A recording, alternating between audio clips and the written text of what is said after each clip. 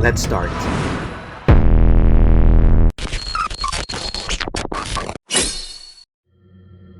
Shift to the psychology of the person who's holding the gun, the one that has the immunity, the ICE agents. We often demonize the agent, but many of them are suffering from moral injury. This happens when you perpetrate acts that transgress your own deeply held moral belief. Some agents have spoken off secretly, off the record, the only way they can speak. Some of them are terrible. Some of these guys know fathers, husbands, wives, who know that raiding a church or shooting a fleeing woman is wrong. But why do they do it? Because they have a mortgage, they have orders. And what makes it worse, they cannot speak out. Because think about it, if an ICE agent blows the whistle on corruption or brutality, the retaliation is swift. There's not going to be any mercy to that person or that agent or their family. They will become a big target. And God knows what happened to them. This brings me to the Milgram experiment. I don't know if any of you are familiar with this. And I will share a little bit of what this is about. Like in the 1960s,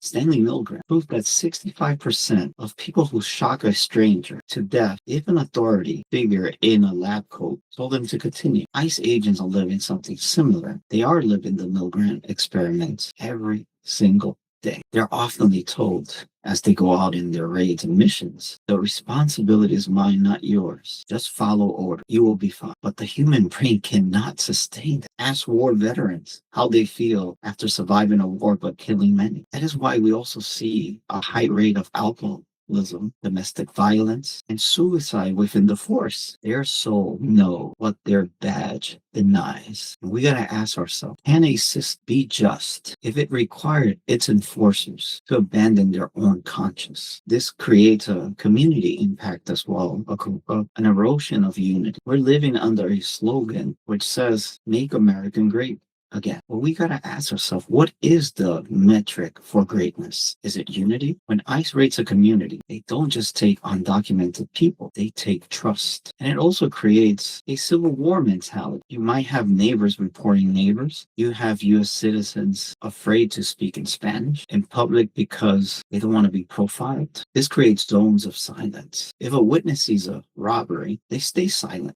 If a woman is abused, she doesn't call 911. We are letting criminals operate with impunity because the neighborhood is too terrified to call for help, and it's understandable. If an agency has immunity, who can stop them? And let's think about how that fear starts to progress. It also stops economic growth. Small businesses are the ones that suffers the most, and also school. They suffer because children are terrified. Does a great America look like a neighborhood where families are afraid to answer a knock on the door? Are you afraid to go out? Are you afraid for someone else in it? And if you are, what are you doing to not only cope with this, but to help manage their fear? It's unfortunate, but this also opens a book for the mercenary economy. It's almost like you're buying loyalty. That's exactly what's happening with ICE. And I will explain a little bit more. What do I mean with this? Let's look at the behavior once more. Let's follow the money. Right now, ICE is offering bonuses of $20,000 to $50,000. An entry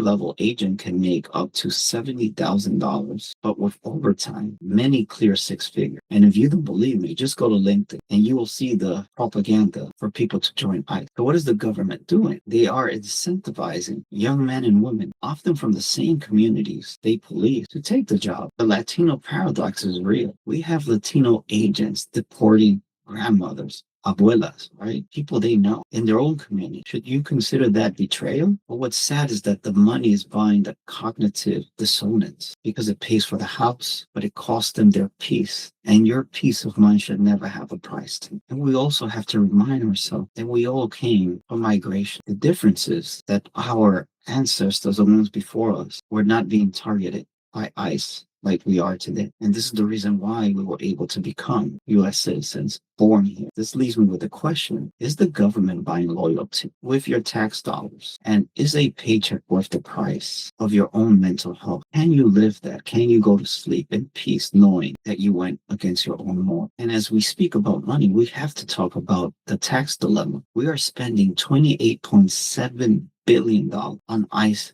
this year. $28.7 billion.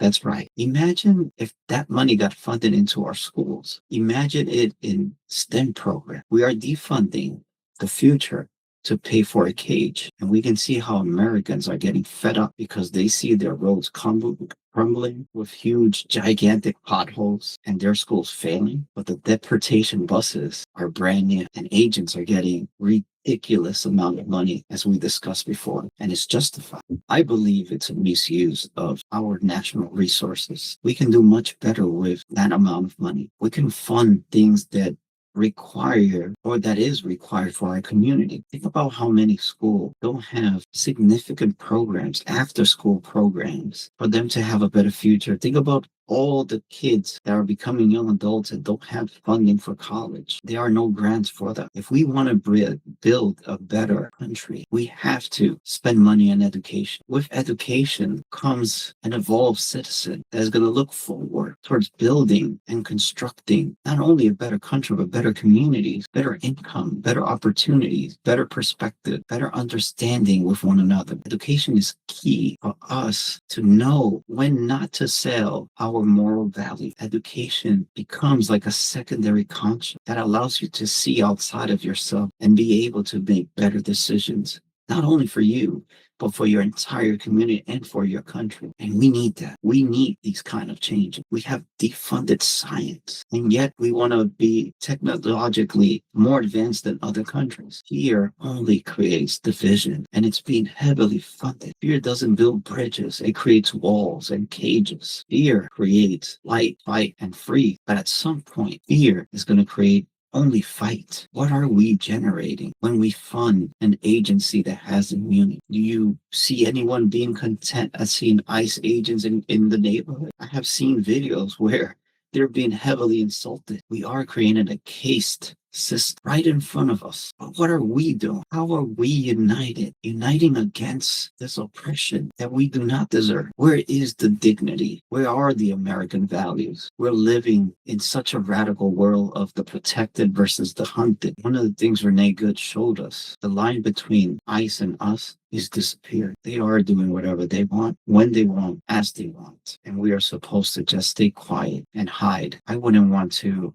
be at the mall and be detained because of how I look. Would you? What will you do? Will you feel proud that an ICE agent arrested you with no motive? How can we hold accountable an agency or any agency that has such power and immunity? We don't want the Edgar Hoovers and the FBI's of Hoover. We don't want to relive that. And shame on our politicians for not stand for its citizens that are suffering this calamity. And this leads me to this question, since we're talking about how the U.S. should invest tax dollars. Would you rather have your $100 go toward a bullet for a federal agent or a book for a child? Which one actually protects your future? And I will leave you with this to reflect. Let's not let the noise drown out your ethics, your values, and your morals. Let's walk in faith, choose peace, and let's keep exploring human experiences. I will see you next time. Thank you.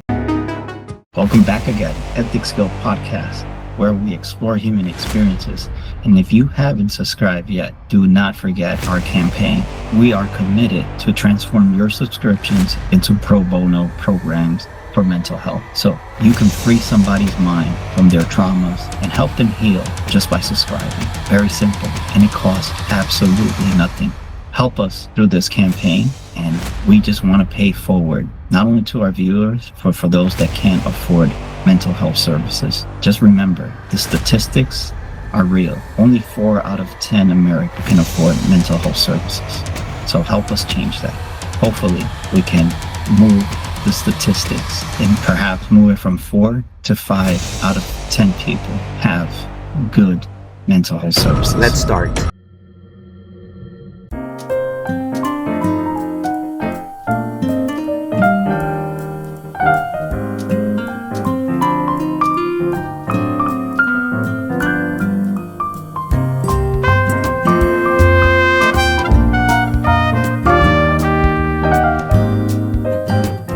To the success of the Unity Brunch, may we continue moving forward together.